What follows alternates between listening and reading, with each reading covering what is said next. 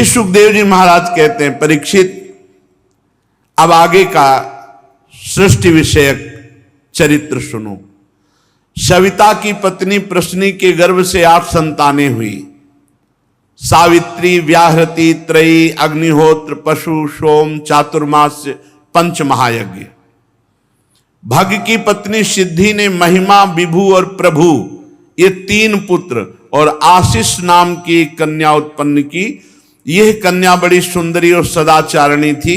धाता की 4 पत्नियां कुहू, शिनी वाली, राका और अनुमति, इनसे सायं, दर्श, प्रातः और पूर्णमास ये 4 पुत्र हुए। धाता के छोटे भाई का नाम था विधाता, उनकी पत्नी क्रिया थी, उससे पुरुष नाम के 5 अग्नियों की उत्पत्ति हुई। वरुण जी की पत्नी का नाम चर्षणी था, उससे भृगु जी ने जन्म ग्रहण किया। इसके पहले वे ब्रह्मा जी के पुत्र थे, फिर वरुण जी की पत्नी चर्षणी से भृगु जी ने जन्म लिया। महायोगी वाल्मीकि जी वरुण जी के पुत्र थे। वाल्मीकि से पैदा होने के कारण उनका नाम वाल्मीकि पड़ा। उर्वशी को देखकर मित्र और वरुण दोनों का जो वीर्य स्खलित हो गया, उसे घड़े में रख दिया गया। उस घड़े से जो बालक पैदा हुआ वो महर्षि अगस्त्य जी, कुंभज ऋषि इसीलिए कहते हैं। मित्र और वरुण 2 ऋषियों का, तो इसलिए 2 ऋषि प्रकट हुए, कुंभज ऋषि अगस्त्य जी और वशिष्ठ जी। मित्र की पत्नी रेवती, उनके 3 पुत्र हुए, उत्सर्ग, अरिष्ट और पिप्पल। देवराज इंद्र की पत्नी पुलोम नंदिनी सची, उनसे 3 पुत्र उत्पन्न हुए, जयंत, ऋषभ और मीढवान। भगवान श्री हरि बलि पर अनुग्रह करने और इंद्र का राज्य लौटाने के लिए वामन के रूप में अवतीर्ण हुए। 3 पग पृथ्वी मांगकर तीनों लोकों को नाप लिया और उनकी पत्नी का नाम था कीर्ति, उससे बृहच्छलोक नामक पुत्र हुआ और सौभग आदि कई संतानें हुई। कश्यप नंदन भगवान वामन ने माता आदित्य के गर्भ से क्यों जन्म लिया और इस अवतार में कौन कौन से गुण, लीलाएं, पराक्रम प्रकट किया, ये आगे 8वें स्कंद में वर्णन करूंगा। प्रिय परीक्षित, अब मैं कश्यप जी की दूसरी पत्नी दिति से उत्पन्न होने वाली संतान परंपरा का वर्णन करता हूं। भगवान के प्यारे महाभागवत श्री प्रहलाद जी का जन्म और बलि जी का जन्म इसी परंपरा में हुआ। दिति के दैत्य और दानवों के बंदनी 2 ही पुत्र हुए, हिरण्यकश्यप और हिरणाक्ष।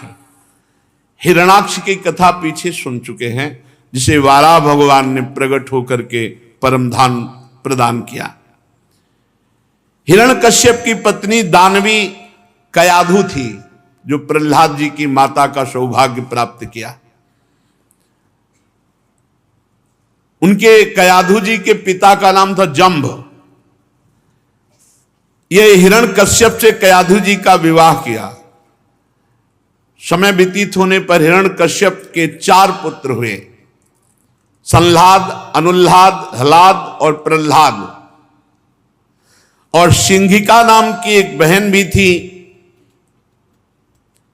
उसका विवाह विप्रचित्ति नामक दानव से हुआ, उससे राहु नामक पुत्र की उत्पत्ति हुई। ये वही राहु है जिसका सिर अमृत पान कर लेने पर मोहिनी भगवान ने सुदर्शन चक्र से काट लिया था। संलाद की पत्नी थी कृति, उससे पंचजन नामक पुत्र हुए। लाद की पत्नी थी धमिन, उसके 2 पुत्र हुए, वातापी और इलवल। ये बहुत ही दुख फैलाए हुए थे पूरे वन में।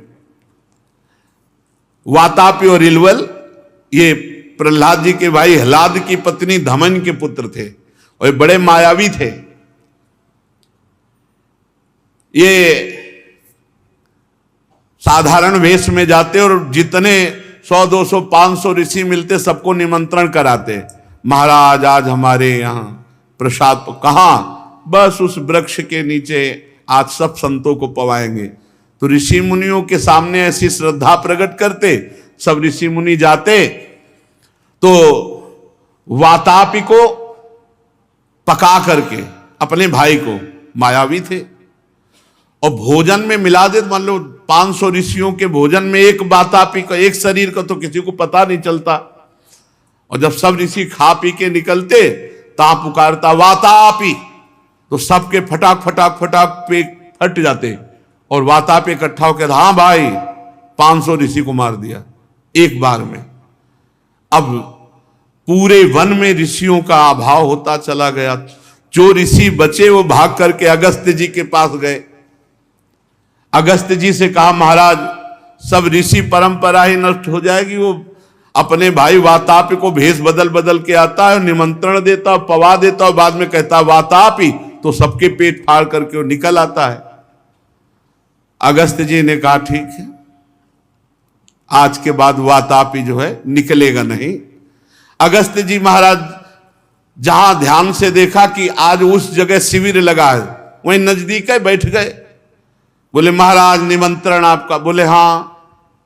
और ऋषियों को निमंत्रण किया तो कहा और ऋषियों को बाद में पवाना, देखो हम बहुत ज्यादा पाते हैं, पहले हमारा पेट भर दो। तो सब ऋषियों को बता दिया था कि कोई पाना नहीं। अब पूरा वातापी को रांध के पवाया, अगस्त्य जी पूरा पा गए। और पाने के बाद ओम आचमन किया। अब उसने बुलाया वातापी, तो अगस्त्य जी ने जरा से उठाया और वायु मारी, बोले पच गया तेरा वातापी। तो साधारण अगस्त्य जी साक्षात बड़वाना लगली, समझो पूरे समुद्र को पी गए महाराज। वो अगस्त्य जी है, ये वातापी वातापी क्या है, पूरा वातापी को खा गए। अब इलवल ने पूरा पुकारा जैसे उसका अभ्यास था, भैया वातापी। अगस्त्य जी ने उठाया, अपान वायु मारी, भर से बोले गया वातापी, पच गया तेरा। तो इलवल ने महर्षि अगस्त्य के आतिथ्य समय वातापी को पकार कर उन्हें खिला दिया, पच गए। प्रहलाद जी के दूसरे भाई अनुल्लाद की पत्नी सूर्म्या थी, उसके 2 पुत्र हुए बाष्कल और महिषासुर, जिस महिषासुर को भगवती दुर्गा जी ने मारा। और प्रहलाद जी के पुत्र हुए विरोचन। इन्हीं विरोचन के पुत्र हुए महाराज त्रिभुवन में प्रसिद्ध, जिनकी यश कीर्ति बलि जी महाराज, जो भगवान वामन को त्रिलोकी का दान किया। बलि की पत्नी का नाम असना था, उससे बाणासुर 100 पुत्र हुए, बड़े वाले बाणासुर। दैत्यराज बलि की महिमा का गान करने की किसकी सामर्थ्य है, क्योंकि भगवान को अधीन कर लिया। आज भी भगवान द्वारपाल बने हुए महाराज बलि के द्वार पर है। बलि का पुत्र बाणासुर भगवान शंकर की आराधना करके उनके गणों का मुखिया बन गया था। वो आज भगवान शंकर को इतना प्रसन्न कर लिया कि आज भी बाणासुर के नगर की रक्षा का भार भगवान शंकर अपने ऊपर लिए हुए हैं। दिति के हिरण्यकश्यप और हिरणाक्ष के अतिरिक्त 49 पुत्र हुए, वो सब मरुदगण हुए। और वो मरुदगण सब निसंतान रहे। देवराज ने इन मरुदगणों को देवता बना लिया। राजा परीक्षित ने पूछा, दिति के पुत्र तो दैत्य होते हैं, देवता कैसे बना लिया? क्या सत्कर्म किया जिसके कारण अपने जन्मजात असुरोचित भाव को छोड़कर देवराज इंद्र के द्वारा देवता बना लिए गए? वो मैं कारण जानना चाहता हूं। श्री सुखदेव जी ने कहा, परीक्षित, भगवान श्री हरि ने इंद्र का पक्ष लेकर दिति के दोनों पुत्र हिरण्यकश्यप और हिरणाक्ष को जब मार डाला तो दिति शोक से उद्दीप्त होकर के सोचने लगी कि इंद्र बड़ा विषयी, क्रूर और निर्दयी है। इसने भगवान श्री हरि से मिलकर हमारे दोनों पुत्रों को मरवा डाला। अब मैं इस पापी इंद्र को मरवा कर ही आराम से सोऊंगी। देवताओं के शरीरों को प्रभु कहा गया है, ये सब शरीर एक दिन नष्ट हो जाते हैं। ये अपने शरीरों के कारण एक दूसरे से द्वेष करते हैं। मैं समझती हूं इंद्र को बड़ा घमंड है कि मैं त्रिभुवनपति हूं, अब मैं इसका विनाश करूंगी, माता दिति ने। अब मैं वही उपाय करूंगी जिससे मेरे ऐसा पुत्र हो जो इंद्र का घमंड चूर चूर कर दे। दिति ने अपने मन में ऐसा विचार किया और अपने महान सामर्थ्यशाली पति भगवान कश्यप जी की सेवा में विनय पूर्वक, जितेंद्रियता पूर्वक सेवा करने लगी। अपने पति के एक एक भाव के अनुसार सेवा, जब वो समाधि में, जब वो संध्या में, हर सेवा में। कश्यप जी महान ज्ञानी, तपस्वी, सामर्थ्यशाली ऋषि, कहा किस इच्छा से तुम सेवा कर रही हो हमारी, क्या चाहिए? क्योंकि तुम्हारी जो इस समय वृत्ति है वो ये बता रही कि तुम किसी लोभ से हमारी सेवा कर रहे हो। पत्नी तो हो पर इस समय कुछ विशेष तुम्हारी इच्छा है, क्या चाहते हो? उन्होंने कहा भगवान आप तो जानते हो, मैं आपसे क्या कहूं। तो उन्होंने कहा मैं तुम पर प्रसन्न हूं, मांग लो क्या चाहते हो। और जब मैं प्रसन्न हूं तो कोई ऐसी वस्तु नहीं जो तुम्हें दे न सकूं। क्या चाहिए तुम्हें? और इन्हीं के पुत्र देवता भी देवराज इंद्र भी है, कश्यप जी की, अदिति के। कश्यप अदिति से देवता और कश्यप दिति से दैत्य। कल्याणी तुम्हें जो मांगना है मांग लो। दिति ने कहा ब्राह्मण, देवराज इंद्र ने श्री हरि से मिलकर हमारे दोनों पुत्रों को मरवा डाला। मैं चाहती हूं आपके द्वारा वैसा पुत्र पैदा हो जो ललकार कर देवराज इंद्र को मार डाले। कश्यप जी एकदम गंभीर हो गए कि अरे ये क्या मांग लिया इसने। खिन्न हो गए, मन ही मन कहने लगे अरे ये क्या, मैं इतना ज्ञानी होते हुए भी मैं समझ नहीं पाया। देखो तो सही, श्री रूपणी माया ने मेरे से क्या मांग लिया। देवराज इंद्र त्रिभुवनपति का वध और मेरा बेटा है, अगर भजन के बल से रोक ले तो रोक ले, नहीं ईर्ष्या इतना प्रबल। देखा ना आपने कल, ईर्ष्या कृतद्युति के लाडले राजकुमार को जहर दे दिया सब मिलकर के। बहुत जोर की ईर्ष्या होती। ईर्ष्या में अपना नाश नहीं दिखाई देता है सामने वाले का। मुझ मूड को धिक्कार है, मैं कैसे फंस गया। अब देना पड़ेगा जो मांगेगी। शरत पद्मोत्सवम वक्तम वचश्च श्रवणामृतम हृदयम क्षुरधाराभम स्त्रीणाम को वेद चेष्टितम। इनका मुख तो खिला हुआ कमल जैसा, वाणी श्रवण में अमृत जैसी और हृदय में क्षुरधारा। इनकी चेष्टाओं को कैसे जाना जा सकता है। मुझे पहनी धार से काट दिया, अब मैं क्या उत्तर दूं। क्योंकि मैंने कहा कि मुझ जैसे समर्थ पुरुष से मांगने पर कोई खाली नहीं जा सकता। बोलो आज देवी क्या चाहती हो? तो कहा इंद्र को मारने वाला पुत्र चाहती हो। और इंद्र बड़े बेटा है, अपने ही बेटा का। भाई कश्यप जी तो पिता ही है ना। मैं कैसा बोल गया कठपुतली की तरह। ये मुझसे प्यार व्यार कुछ नहीं कर रही थी, ये तो मुझ देवराज इंद्र को मरवा डालना चाहती है। अब क्या करूं, मैं तो कह चुका हूं, मेरी बात कभी व्यर्थ नहीं होती, मिथ्या नहीं होती। और इंद्र का वध होने नहीं दूंगा क्योंकि त्रिभुवनपति है। क्या युक्ति करूं। कश्यप जी मन ही मन बहुत खिन्न हो गए और रुष्ट होकर दिति से कहा कल्याणी तुमने जो मांगा वो पूर्ण होगा, लेकिन एक व्रत है, 1 वर्ष तक तुम पूरी पवित्र रहोगी। अगर 1 सेकंड के लिए भी अपवित्र हुई तो फिर वो इंद्र का मित्र बन जाएगा, इंद्र का वध करने वाला नहीं रहेगा। 1 क्षण भी अगर अपवित्र रही, त्रुटि हुई व्रत में, तो इंद्र का मित्र बन जाएगा। मेरे बताए हुए व्रत का पालन। दिति ने कहा पूरा पालन करूंगी, एक क्षण कभी अपवित्र नहीं रहूंगी। बोलिए आप क्या क्या नियम पालन करना है व्रत में। कश्यप जी बहुत सावधान।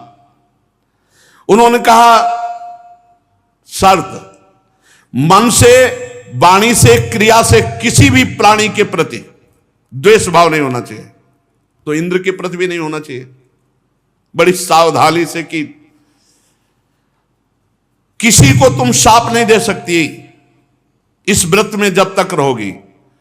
गाली नहीं बोलोगी, झूठ नहीं बोलोगी, शरीर का नख रुआ काटोगी नहीं, कोई अशुभ अपवित्र वस्तु छुओगी नहीं, जल में गले तक जाकर स्नान करोगी, कभी किसी पर क्रोध नहीं करोगी, कभी पापी पुरुष से बात नहीं करोगी, बिना पवित्र वस्त्र धारण नहीं करोगी, किसी की पहनी हुई माला ना पहनोगी और ना सूंघोगी, कभी किसी का झूठा नहीं कहोगी, किसी भी तरह का पवित्र भोजन छुओगी नहीं, रजस्वला का लाया हुआ अन्न, अंजलि से जलपान ये नहीं करोगी, कभी झूठे मुंह नहीं रहोगी, आचमन हर समय पवित्र, संध्या के समय बाल नहीं खोलोगी, बिना श्रृंगार के, वाणी का संयम किए बिना, बिना चद्दर ओढ़े घर से बाहर नहीं निकलोगी, हर समय घर से जब अंदर आओगी तो पैर धोना होगा, अपवित्र अवस्था में गीले पांव से उत्तर या पश्चिम सिर करके दूसरे के साथ कभी किसी को नग्नावस्था में नहीं देखोगी, सुबह शाम सोओगी नहीं, निषिद्ध कर्मों का त्याग, सौभाग्य के चिन्हों से सुसज्जित, प्रातः कलेवा करने के पहले ही गाय, ब्राह्मण, लक्ष्मी और भगवान श्री हरि की पूजा करोगी, भगवान को पुष्प, चंदन, द्रव्य, नैवेद्य आदि से उनकी पूजा में संलग्न रहोगी, तब तुम्हारी कोख से ऐसा पुत्र पैदा होगा जो इंद्रघाती होगा, इंद्र को मार देगा। इस व्रत का नाम पुंसवन व्रत है। यदि 1 वर्ष तक बिना किसी गलती के पालन करोगी तो इंद्रघाती पुत्र महाबलवान प्रकट होगा। उनका जो आज्ञा, ठीक जैसी आज्ञा की थी वैसा नियम चालू कर दिया। अब दिति अपनी कोख में भगवान कश्यप का अंश धारण करके वैसे नियम, वैसे ही व्रत का पालन करने लगी। देवताओं ने सूचना दी आपके मारने वाला पुत्र प्रकट कर रहे हैं। मौसी आपकी मौसी है, क्योंकि सगी बहनें हैं, सब दक्ष पुत्रियां हैं। अब देवराज इंद्र ने तत्काल वेश परिवर्तन किया और आश्रम पर एक सेवक के रूप में, पवित्र सेवक के रूप में आए और कहा मुझे कोई वेतन नहीं चाहिए, बस मेरा सौभाग्य होगा आप मेरी मां जैसी हैं, आपकी सेवा करने का अवसर मिले। तो उन्होंने सेवा में लगाया। भगवान की पूजन के लिए फूल, फल, कंद मूल, सविधा, कुश, पत्ते, दूब, मिट्टी, जल ये ला करके देने, इतनी सेवाएं। जैसे बहलिया हरिण पर शिकार करने के लिए दृष्टि डालता है, वैसे देवराज इंद्र कपट का वेश धारण कर सेवक का केवल गलती देखने के लिए, कोई भी त्रुटि हो और मैं गर्भ का नाश कर दूं, सेवा में सदैव पैनी दृष्टि रखते कि मौसी कभी अपवित्र हो और इनके गर्भ के टुकड़े टुकड़े कर दूं। पूर्ववत सेवा में, आप तो समय काफी निकल गया, कोई त्रुटि नहीं। देवराज इंद्र के होश उड़ गए, मारा गया, क्योंकि देवी पूरे नियम से कर रहे हो, इनका जो पुत्र होगा मार डालेगा, क्योंकि कश्यप जी ने वरदान दिया है। ऐसा क्या उपाय करूं? वो बड़ी सूक्ष्मता से नियमों का दर्शन कर रहे थे। तो नियम 1 वर्ष तक नियम पालन कर, दुबली हो गई थी और गर्भ भी था। तो भगवान की इच्छा से एक दिन जूठे मुंह आचमन किए बिना, पैर धोए बिना ही ऐसी नींद आई कि जूठे मुंह ही सो गई। जे ही सो गई, इंद्र ने देखा बड़ा बढ़िया अवसर है, झटपट योग बल से गर्भ में प्रवेश कर गए और वहां जाकर दिव्य सोने के समान चमकते हुए उस गर्भ के वज्र के द्वारा 7 टुकड़े किए। जो इस 7 टुकड़े किए तो 7 बालक होकर वो गर्भ रोने लगा। तो उनका मत रो, रो क्यों रहा है, हल्ला क्यों मचा रहे? 7 बार काट दिया, 7 बालक बन गए। तब कहा मत रो। फिर जब वो बालक चुप हुए तो एक एक के साथ फिर काट दिए, तो 7 सते 49 होकर रोने लगे। अब वो तो दिव्य गर्भ है। देवराज इंद्र से कहा तुम मुझे क्यों मार रहे हो? जब 49 हुए तो बोले पिताश्री ने माताश्री की इच्छा पूर्ति की कि तुम हमारा वध करोगे। बोले पहले हमारा नाम रखो। तो बोले हमने तुम्हें कहा मत रो, तो मरुदगण तुम्हारा नाम होगा। बोले हम तुम दोस्त हो जाते, काहे को मारते हो? हम नहीं मारेंगे तुम्हें, क्योंकि महाराज कश्यप जी ने कहा था जब तुम नियम भंग कर दोगी तो इंद्र घाती ना होके वो इंद्र का मित्र हो जाएगा। तो मित्र हो गए। तब इंद्र ने अपने प्रिय पार्षद बना लिए मरुदगणों को, और ये 49 मरुदगण हरिपेरित तेहि अवसर चले मरुत 49 अट्टहास कर गरजा कपि बड़ी लाग। ये लंका में जब आग लगा रहे थे यही मरुदगण। परीक्षित, जैसे अश्वत्थामा के ब्रह्मास्त्र से गर्भ में तुम्हारा कुछ नहीं बिगड़ा, ऐसे ही भगवान श्री हरि की आराधना का प्रभाव तो देखो कि गर्भ के इतने टुकड़े कर दिए गए पर कोई भी गर्भ का हिस्सा मरा नहीं, वो सब के सब देवता बन गए। ये आश्चर्य की बात नहीं है, हरि की आराधना में बड़ी सामर्थ्य है। वो सब देवता स्वरूप 49 हो गए। 1 वर्ष की आराधना का ये फल हुआ। तत्काल सोमपाई देवता बना लिया मरुदगणों को।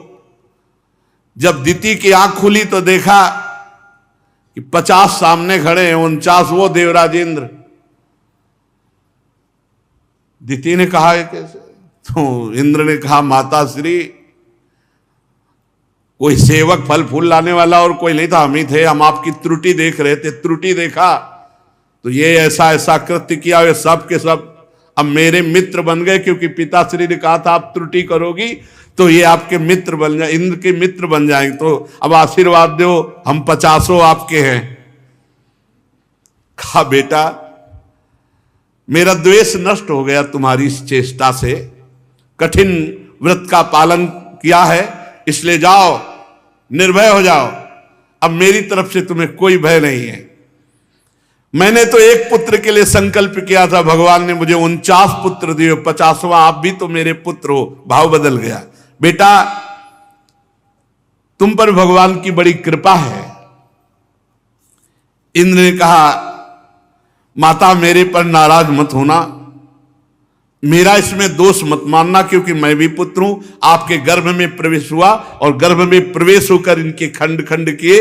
इस रहस्य को आप जानिए और मेरे को अपराधी मत मानना कि मैं आपके गर्भ में क्यों प्रवेश हुआ, क्योंकि मौसी हो, मां के समान हो, तो इसमें मेरा कोई दोष नहीं लगता। मेरी स्नेहमयी जननी तुम पूज्या हो, भले मैंने मूर्खता की पर आप मेरे इस अपराध को क्षमा करना। परीक्षित, देवराज इंद्र के शुद्ध भाव से संतुष्ट होकर माता ने उन्हें आशीर्वाद दिया। वो 49 मरुदगणों को साथ लेकर स्वर्ग चले गए। ये मरुदगणों के जन्म का मंगल में जो चरित्र सुनता है उसके पाप नष्ट होते हैं और वो भगवान की भक्ति को प्राप्त होता है।